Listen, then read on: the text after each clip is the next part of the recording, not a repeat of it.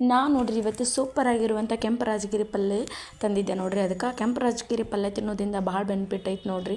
Haemoglobin ಜಾಸ್ತಿ ಆತೈತ್ರಿ. ಮತ್ತು ಯಾರಿಗಾದ್ರೂ ಭಾಳ ಸುಸ್ತು ಅನಿಸಿದ್ರೆ ಈ ಪಲ್ಯ ಉಂಡ್ರಿ, ರೊಟ್ಟಿ ಪಲ್ಯ ಮನಸ್ಸು ಫುಲ್ ನಿರಾಶವಾಗಿ ಆಯಾಸ ಎಲ್ಲ ಕಡಿಮೆ ಆಗ್ತೈತೆ ನೋಡ್ರಿ. ಆದಷ್ಟು ಹಸಿರು ತರಕಾರಿ ಮತ್ತು ಸೊಪ್ಪು ತಿನ್ನೋದ್ರಿಂದ ಏನಾಗ್ತೈತಿ, ಆರೋಗ್ಯ ಭಾಳ ಒಳ್ಳೆಯದಾಗಿರ್ತೈತೆ ನೋಡ್ರಿ.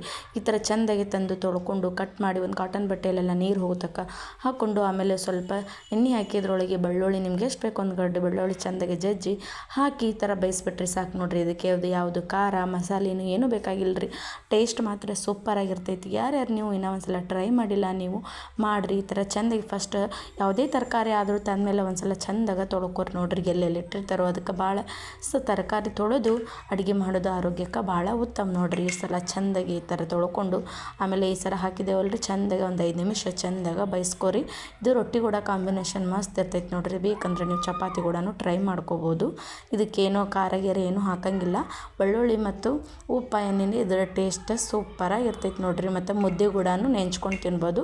ಆರೋಗ್ಯಕ್ಕೂ ಆ ತರಕಾರಿ ನೋಡ್ರಿ, ಹಸಿರು ಸೊಪ್ಪು ಬಹಳ ಉತ್ತಮ ನೋಡ್ರಿ. ಅದಕ್ಕೆ ನಿಮ್ಗೆ ಫುಲ್ ತಣ್ಣಗಾದ್ಮೇಲೆ ಉಪ್ಪು ಹಾಕೋರಿ. ಬಿಸಿ ಇರುವಾಗ ಹಾಕ್ಕೊಂಡ್ರೆ ನೀರು ಬಿಡ್ತೈತಿ. ಅದಕ್ಕೆ ಫುಲ್ ತಣ್ಣಗಾದ್ಮೇಲೆ ರುಚಿಗೆ ತಕ್ಕಷ್ಟು ಉಪ್ಪು ಹಾಕೋರಿ. ಉಪ್ಪಿಗಿಂತ ರುಚಿ ಇಲ್ಲ, ತಾಯಿಗಿಂತ ಬಂಧುವಿಲ್ಲ.